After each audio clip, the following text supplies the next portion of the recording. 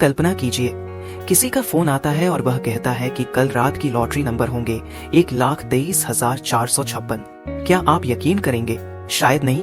सही कहा, चुई हुआ ने भी नहीं किया। उसे लगा कॉल करने वाला पागल है और उसने फोन काट दिया। लेकिन अगले दिन शाम जब वह आराम से टीवी देखते हुए डिनर कर रही थी, क्या हुआ?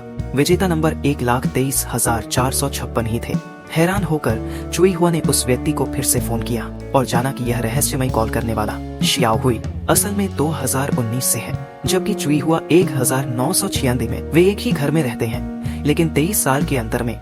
दिलचस्पी के चलते चुई हुआ शियाओ हुई से अपने फेवरेट आइडल काजी के बारे में पूछती है और उसके भविष्य के एल्बम्स के बारे में जानती है। धीरे धीरे वे अच्छे दोस्त बन जाते हैं। लेकिन एक बातचीत में शियाओ हुई एक दिल तोड़ने वाली सच्चाई बताती है।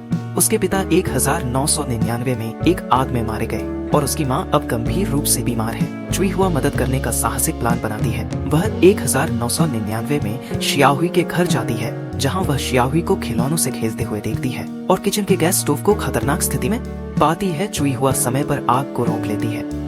परिणाम, शियाओहुई की दुनिया पूरी तरह बदल जाती है। उसके पिता जीवित रहते हैं और पिछली आग के निशान मिट जाते हैं। खुश होकर शियाओहुई चुई हुआ को धन्यवाद देती है और उसके भविष्य को बताने का ऑफर करती है। लेकिन जब शियाओहुई 1999 की खबरें देखती है तो कुछ चौंकाने वाला पाती है। चुई हुआ की अगले दिन उसकी मां के हाथों हत्या होनी है।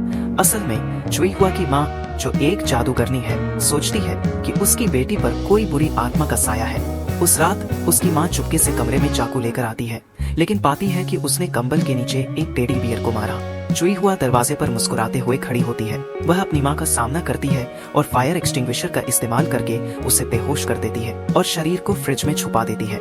डार्क, हाँ अविश्वसनीय, बिल्कुल। क्या ट्विस्ट है? डार्क, हाँ अविश्वसनीय, बिल्कुल।